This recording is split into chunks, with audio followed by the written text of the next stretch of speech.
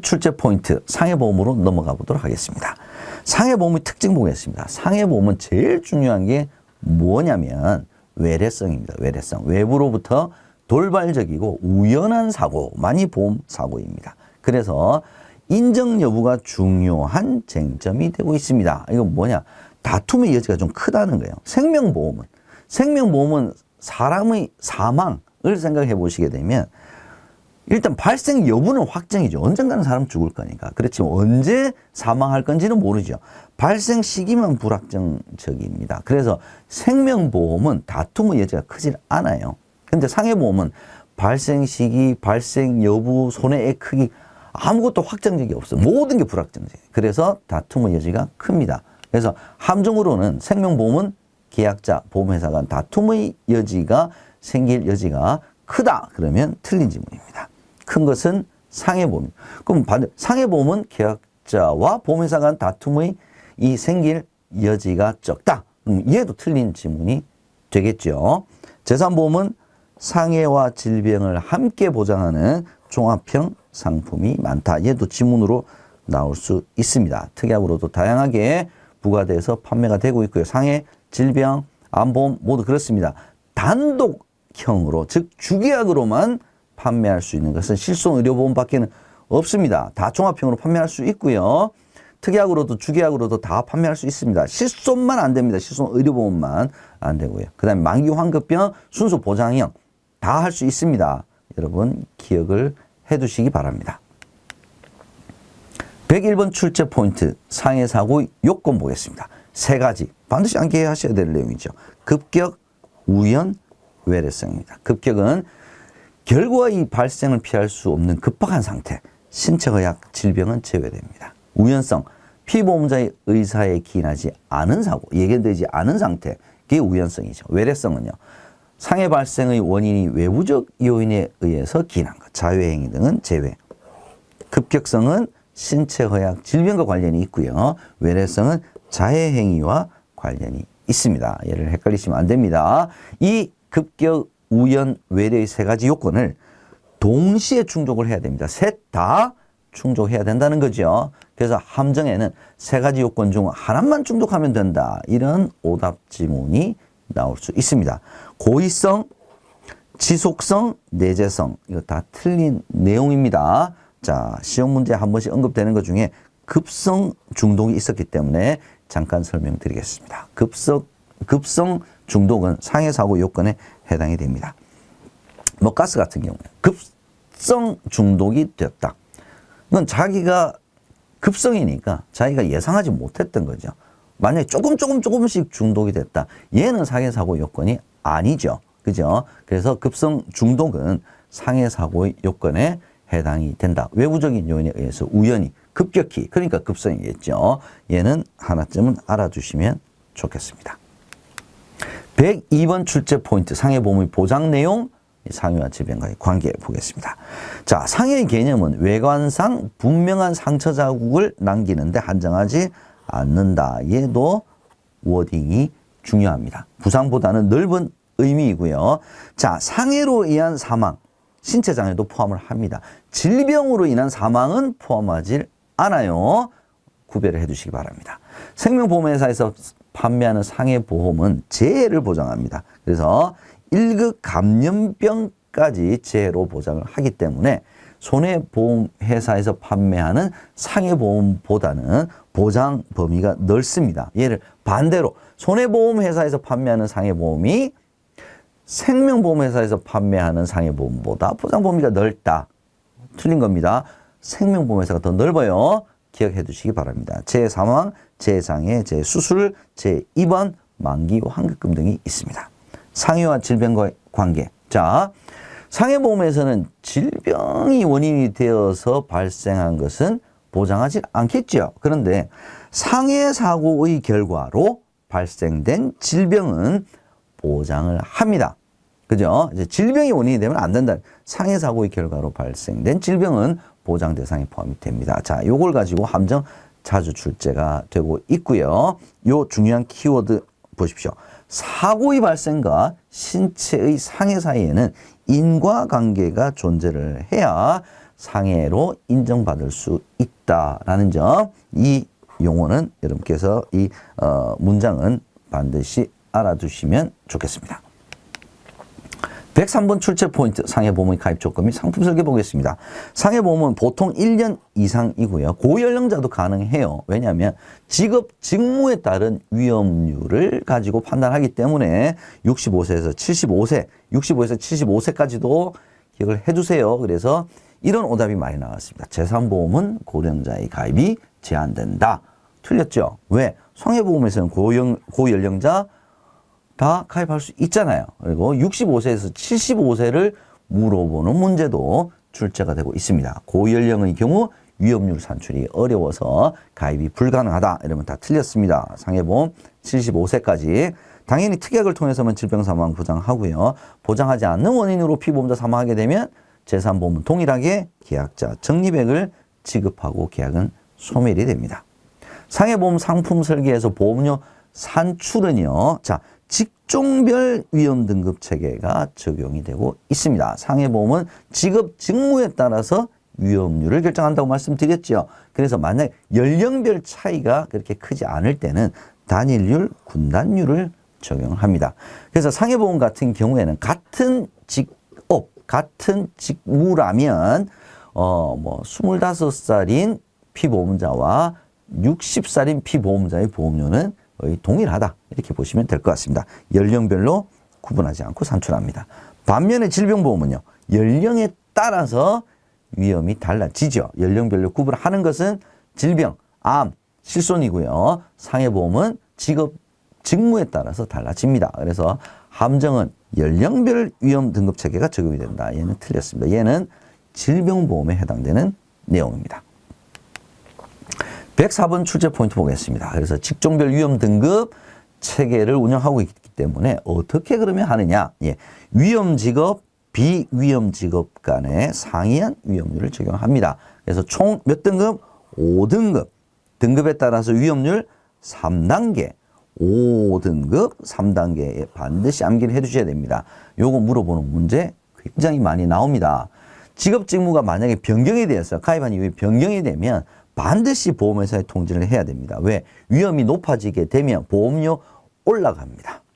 만약에 위험한 직무에 근무를 하다가 좀 덜 위험한 직업으로 바뀌었어요. 보험료를 깎아줍니다.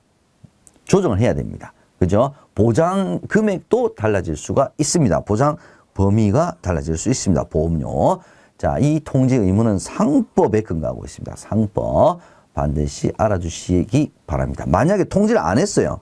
안 했으면 보험금 지급 제한될 수 있습니다. 못 받을 수도 있다는 거죠.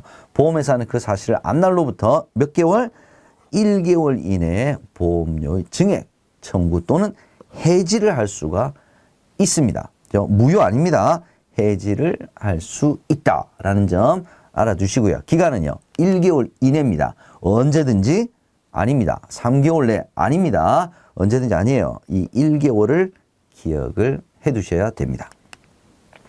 변경 사실을 보험 설계사에 알린 것은 효력이 없습니다. 반드시 어디에? 보험 회사에 지체 없이 알려야 된다까지 알아두시기 바랍니다. 지체 없이 어디에? 보험 회사에.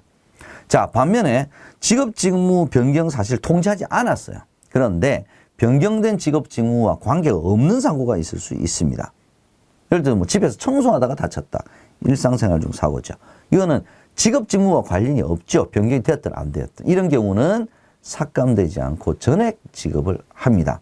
자, 여기서 함정이 자세히 워딩 한번 읽어보죠. 보험사고가 변경된 직업 직무와 관계가 없는 경우에는 보상하지 않는다. 이건 자세히 읽어보셔야 돼요. 직업 직무와 관계가 없다면 전액 지급하죠. 보상을 하죠. 보상의 제한을 받지 않습니다. 그래서 지문이 길 때는 이렇게 잘라서 여러분께서 좀 읽어보실 필요가 있겠습니다. 다음으로 직업 직무 변경에 따라 위험 등급이 변경이 되는 경우에는 보험료 변경될 수 있다 그랬죠. 그래서 추가 납입 내지는 위험도가 낮아졌을 때는 환급금이 발생할 수도 있습니다. 이렇게 보험료가 만약에 낮아졌다. 그러면 낮아진 만큼 보험회사에서는 보험료를 돌려줘야 돼요. 자, 3영업 이내에 돌려줘야 됩니다. 회사가 안 날로부터 3영업일 이내에 돌려줘야 되는데 근거는 뭐냐? 보험료 및 해약 환급금 산출 방법서에서 정한 방법에 따라서 계산된 금액을 3영업일 이내로 돌려줘야 합니다. 얘도 시험 문제의 출제가 될 수 있습니다. 기억을 해 두십시오. 105번 출제 포인트 질병보험으로 한번 넘어가 보도록 하겠습니다. 질병의 개념.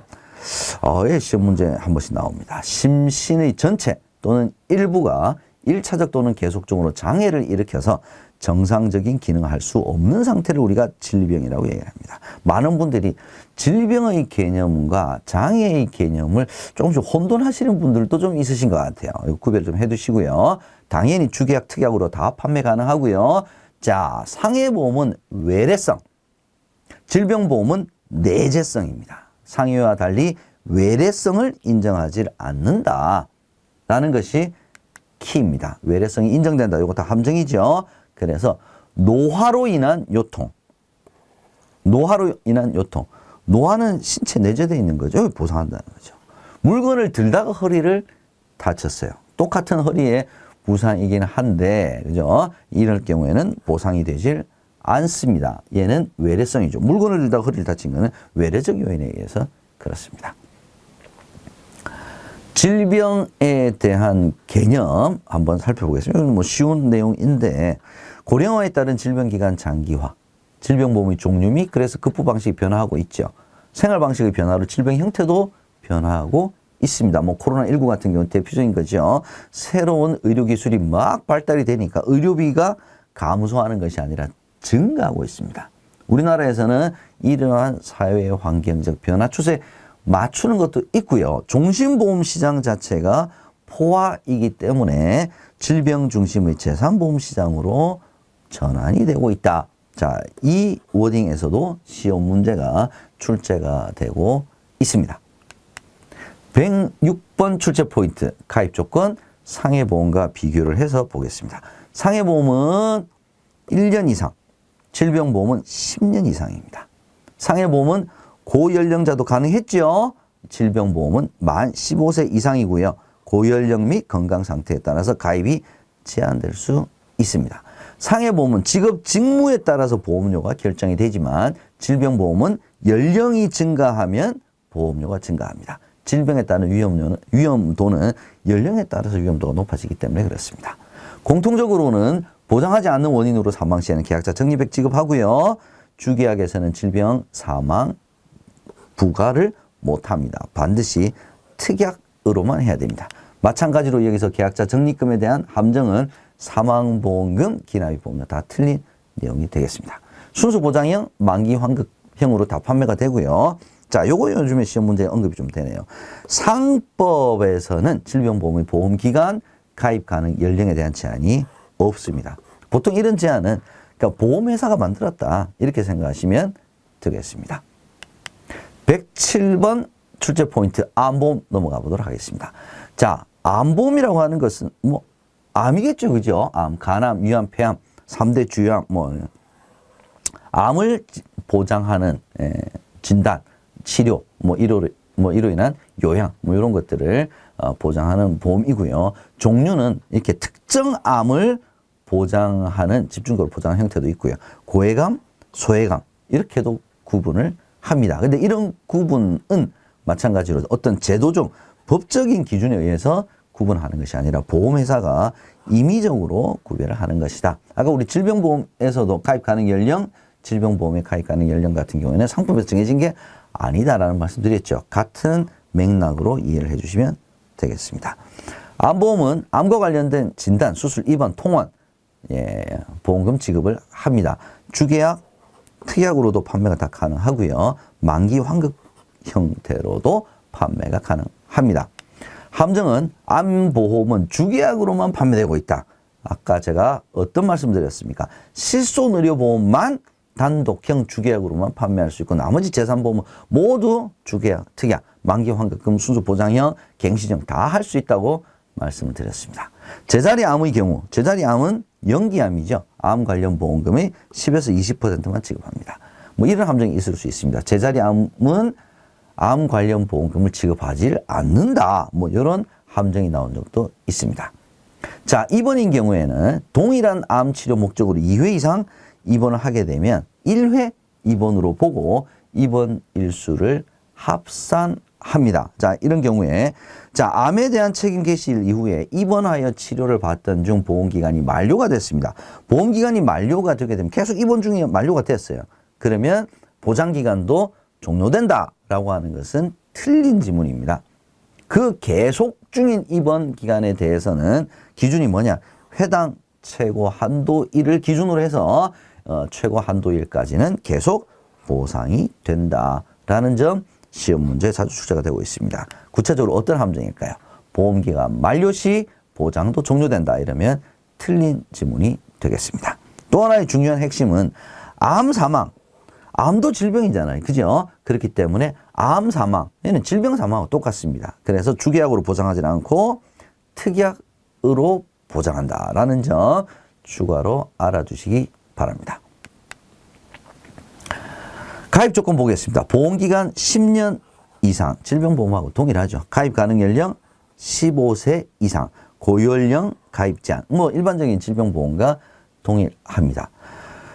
면책기간이 존재한다. 이 면책기간이 존재하는 것은 뭐냐면 일반적으로 도덕적 해이 가능성이 높아요. 그래서 일정 기간 이후에 보장기간이 개시가 되고요. 면책기간이 존재합니다. 자, 어떤 함정이 있을 수 있냐면 암보험은 가입 즉시 보장이 개시된다. 틀렸습니다. 면책기간. 도덕적 해이 발생 가능성이 높습니다. 그래서 이미 이제 암 진단을 받아놓고 고지하지는 않고 뭐 가입을 뭐 한다든지 뭐 이런 경우가 발생할 수도 있죠. 그래서 가입 후 일정 시점 이내에 진단 시는 보험금을 감액 지급합니다. 얘는 이제 어떤 함정이냐면 가입 후 일정 시점 이내 진단 시 보험금을 지급하지 않는다 그러면 틀렸어요. 감액 지급을 합니다. 당연히 질병보험이기 때문에 연령이 증가함에 따라서 보험료도 증가한다라는 점 알아두시고요. 또 하나 이제 시험 출제 포인트는 암의 직접적인 치료에서 제외되는, 즉 보장하지 않는 치료의 종류가 3가지가 있습니다. 식이요법, 명상요법 등 의학적으로 입증되지 않은 치료, 면역력 강화 치료, 암이나 암 치료로 인해 발생하는 후유증 또는 합병증 이런 거는 제외가 됩니다. 보장하지 않는다라는 것이죠. 그러면 암의 직접 치료라고 하는 것은 보건복지부 산하 신의료기술평가위원회에서 인정한 신치료 기술까지 다 포함을 해서 암의 직접 치료에 해당이 되지만 요 3가지는 직접적인 치료에 해당되지 않는다는 점 여러분 기억을 해 두시기 바랍니다. 마지막으로 암의 직접적인 치료에 대한 정의 한번 살펴보도록 하겠습니다. 암의 제거 및 증식 억제 치료를 받기 위해 필수 불가결한 면역력 강화 치료. 얘는 암의 직접 치료에 직접적인 치료에 해당이 됩니다. 그래서 보통은 이제 방사선 치료 뭐 이런 것들 다 화학적인 치료까지 암의 직접적인 치료에 해당이 된다고 생각하시면 되겠습니다. 108번 출제 포인트 이제 실손의료보험으로 넘어가 보도록 하겠습니다. 자, 실손의료보험이라고 하는 것은 피보험자가 질병 상해로 입원 또는 통원 치료 시 소비자가 실제 부담한 의료비 중에 국민건강보험 급여 항목 중에 본인 부담액 그리고 개인 부담 비급여 항목의 합계액의 일부를, 전부가 아니죠. 일부를 보험회사가 보상하는 상품입니다. 그래서 상법에 실손보상 원칙이 적용이 됩니다. 그래서 동일인이 여러 개의 실손의료보험에 가입을 하더라도 초과이익 금지, 즉 실제 소요가 된 치료비 이상의 금액을 받으면 안 되죠. 그게 초과이익이죠. 그래서 본인이 부담한 치료비를 상품별로 보상 책임액 비율에 따라서 비례 보상하는 것을 우리가 상법의 실손보상 원칙이라고 합니다. 그래서 이렇게 비례 보상하는 것은요, 실손보상 급부가 있는 계약에 한하지 정액 보상 상품인 경우에는 비례 보상하지 않습니다. 그래서 가입하기 전에 여러 개를 가입하고 있어도 중복 보장이 안 되기 때문에 가입 전 중복 계약 체결 여부를 확인해야 됩니다. 실손의료보험의 가장 중요한 특징 중에 하나가 단독형으로만 판매가 됩니다. 특약으로는 가입이 안 된다는 거죠. 언제부터? 2018년부터입니다. 그래서 이런 문제는 조금 좀 치열한 것 같긴 한데 2010년부터 단독형으로 판매되고 있다라고 하는 함정이 출제된 적이 있었다는 점 여러분 알아두시면 좋겠습니다. 실손의료보험 구성 살펴보도록 하겠습니다. 자, 4세대 실손보험. 지금 현재 판매되고 있는 실손보험 이렇게도 얘기를 합니다. 실손보험이 아주 오랜 기간을 거쳐서 여러 번 이렇게 바뀌었죠. 그래서 지금 현재 판매되고 있는 상품을 우리가 4세대 실손보험이다라고 얘기를 합니다. 이 4세대 실손보험은 주계약 플러스 특약으로 구성이 되어 있는데요. 급여 항목을 보장하는 것이 주계약, 비급여 항목을 보장하는 것이 특약이라고 우리가 구별하고 있습니다. 과잉 진료를 방지하기 위해서 실제 지출한 의료비의 일부를 본인이 부담하는 자기부담금 제도를 운영을 하고 있습니다. 자기부담률은 자, 주계약은 20%, 급여 20%, 특약, 비급여죠. 30%로 서로 다르다라는 점 기억을 해 두시고요. 이제 비급여가 워낙 많이 청구를 하다 보니 비급여 사용을 좀 줄이고 싶다. 약간 이런 의도도 있는 것 같습니다. 그래서 보험료 차등 적용, 즉 할인 내지는 할증을 적용을 하는 제도를 운영을 하고 있고요. 실제 2024년 7월 1일부터 적용을 하고 있습니다. 이거 어떻게 하는 거냐면요. 갱신 전 1년간 수령한 비급여 보험금입니다. 기준으로 5개 등급으로 구별을 해서요. 보험금 한 푼도 안 받았다. 할인해 주는 겁니다. 그죠? 그 다음에 보험금을 뭐 100만 원, 300만 원 이렇게 받은 금액에 따라서 할증을 하겠다라는 것이 바로 차등 적용입니다. 다만 의료 취약계층은 보험료 차등 적용 대상에서 제외를 하겠다는 겁니다. 의료 취약계층은 어떤 사람들이냐? 산정특례 대상자, 암질환, 심장질환, 희귀난치성 질환, 중대질환자들이겠죠. 두 번째는 노인장기요양보험법상 1, 2등급 중증에 해당되는 판정자죠. 치매, 뇌혈관성 질환을 가진 1, 2급 판정자에 대해서는 비급여 보험료 차등 적용을 하지 않겠다는 뜻입니다. 그러니까 주로 할증이 좀 많겠죠. 그래서 할증을 하지 않겠다라는 게 바로 비급여 의료 이용량과 연계한 보험료 할인 할증 제도다. 이렇게 보시면 되겠습니다. 자, 어떤 함정들이 있었는지 한번 보겠습니다. 급여와 비급여의 자기부담금 비율이 동일하다. 그러면 얘는 틀렸죠. 서로 다르죠. 20%, 30%. 또 하나는 뭐냐면 할인은 가능한데 할증은 불가능하다. 반대로 할증은 가능한데 할인은 불가하다. 이거 다 틀린 내용입니다. 할인, 할증이 다 가능하다는 점 알아두셔야 되겠습니다. 자, 보장 한도는 입통원 급여 5천, 비급여 5천, 합계 1억 원이다. 이렇게 보시면 될 것 같고요. 실제 지출한 의료비 일부를 보상합니다. 통원 회당 20만 원입니다. 얘가 시험 문제에 출제가 되고 있죠. 회당 30만 원 틀린 내용입니다. 자, 비급여 의료량이 워낙 많았기 때문에 보장을 축소를 한 대표적인 것이 도수치료, 영양제, 비타민입니다. 반대로 보장을 확대한 것도 있습니다. 불임 관련 질환이라든지 선천성 뇌질환, 피부질환 같은 경우에는 보장을 확대했습니다. 그래서 다음 중 보장을 축소한 내용에 대해서 맞는 것은 뭐 이렇게 물어볼 수도 있습니다. 계약 전환 제도라는 것이 있습니다. 제4세대 실손의료보험 그 전에 가입하신 분들 3세대가 될 수도 있고요.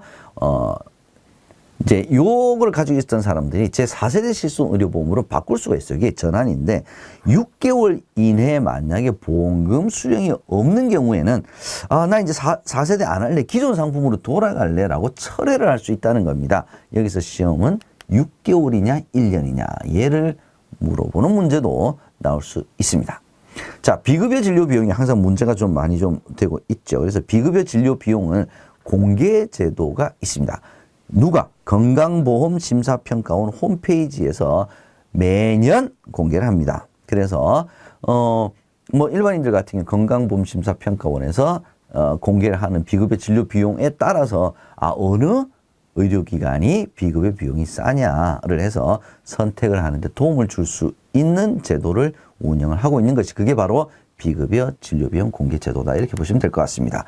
한국보건산업진흥원에서 발표한다. 틀린 함정이 되겠죠. 다음 109번 출제 포인트 어린이 보험과 CI 보험입니다. 자, 어린이 보험과 CI 보험은 거의 출제 비중이 없습니다. 그냥 간단하게 한번 살펴보죠. 어린이 보험은 어린이와 청소년기에 나타날 수 있는 각종 질병과 상해를 보장하는 보장성 보험입니다. 중요한 것은 사망을 보장하는 급부설계 못합니다. 그래서 만 15세 미만 사망 시에는 납입한 보험료 전액과 계약자 적립액 중 큰 금액을 지급하고 계약은 소멸된다. 이 정도 알아두시면 좋을 것 같고요. CI 보험은 사망을 보장하는 종신보험, 질병을 보장하는 건강보험의 장점을 결합한 상품입니다. 그래서 중대한 암, 뇌졸중, 급성 심근경색증 등 치명적인 질병 발생 시에 질병 발생했는데 사망보험금의 일부를 선지급한다. 그래서 생명보험의 성격, 질병보험의 성격을 모두 가지고 있다. 이렇게 우리가 얘기를 합니다. 다음 110번 출제 포인트 간병보험으로 넘어가겠습니다. 간병은 장기 요양 상태가 되거나 일상생활 장애 상태, 중증 치매 상태 진단 시에 간병자금 및 생활비를 지급하는 보험입니다. 용어 살펴보도록 하겠습니다. 네 가지가 있습니다. 장기 요양 상태, 장기 요양 등급, 일상생활 장애 상태, 중증 치매 상태. 장기 요양 상태라고 하는 것은 뭐냐면 노인 장기 요양 보험법입니다. 보험법 아닙니다. 노인 장기 요양 보험법에 따라서 장기 요양 등급을 판정을 받았다. 이걸 장기 요양 상태라고 이야기를 합니다. 지금 장기 요양 등급은 뭐냐? 예, 인정 점수에 따라서 1등급에서 5등급 그리고 인지지원 등급. 인지지원 등급이 가장 경증이죠. 6단계로 등급을 인정 점수에 따라서 판정을 하는 것을 요양 등급이라고 얘기를 합니다.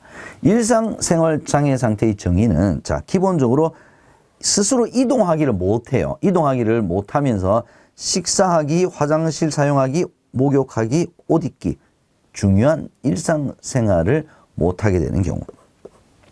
식사하기와 화장실 사용하기를 못한다. 이거 아닙니다. 이동하기를 못하면서 식사하기를 못했을 때. 그죠? 이런 상태가 며칠?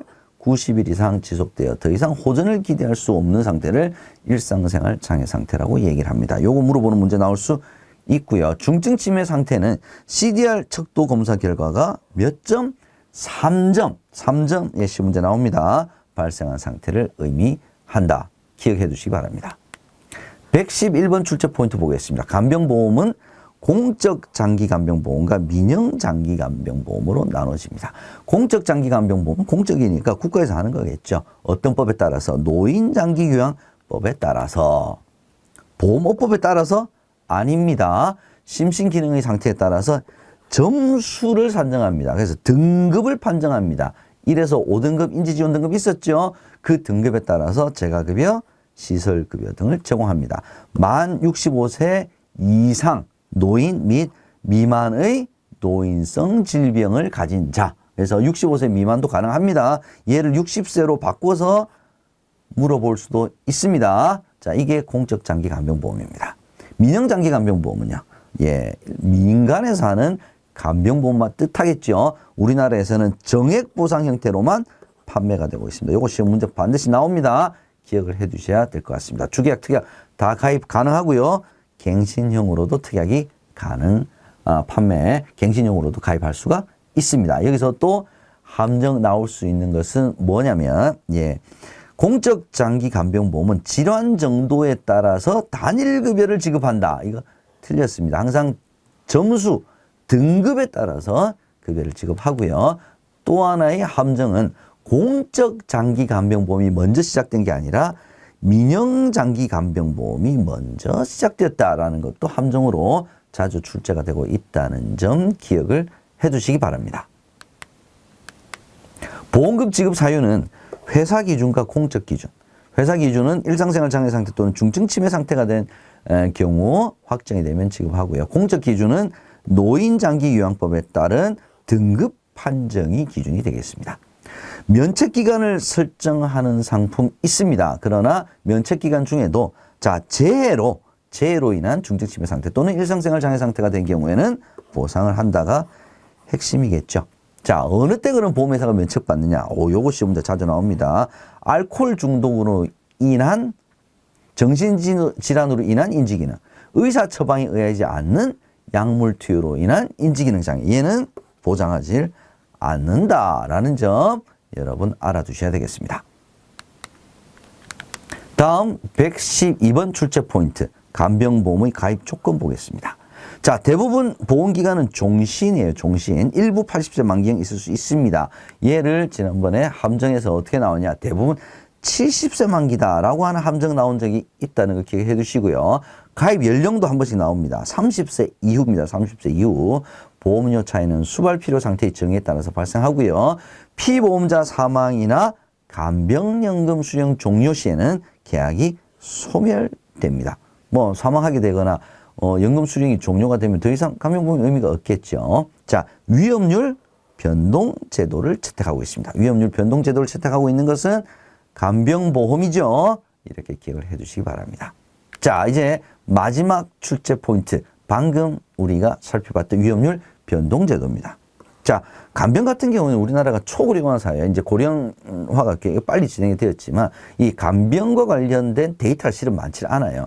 그래서 의료기술 발달 등으로 실제 발생 위험의 발생률이 보험 가입 당시에 예측한 위험률과 상회할 가능성이 높아요. 그래서 미리 위험률을 측정을 하려고 그러면 많은 데이터가 있어야 되는데 간병과 관련돼서 우리가 많지 않다는 거죠. 그래서 위험률을 변동을 해서 보험료를 조정하는 제도를 간병보험에 적용하고 있습니다. 단 민간인 보험회사가 마음대로 적용하면 안 되니까 금융위원회의 인가를 반드시 받아야 됩니다.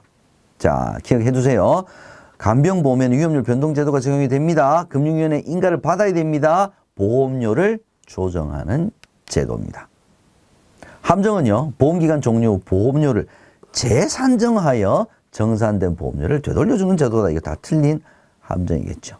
마지막으로 정리해 보겠습니다. 우리나라에서 판매되고 있는 간병보험은 위험률 산출을 위한 경험 데이터가 충분치 않습니다. 그래서 일정 기간 위험률 변동 추세를 반영해서 보험료가 변동하는 위험률 변동 제도를 간병보험에서 채택을 하고 있습니다. 위험률 고정제도라고 하면 틀린 내용이 되겠습니다.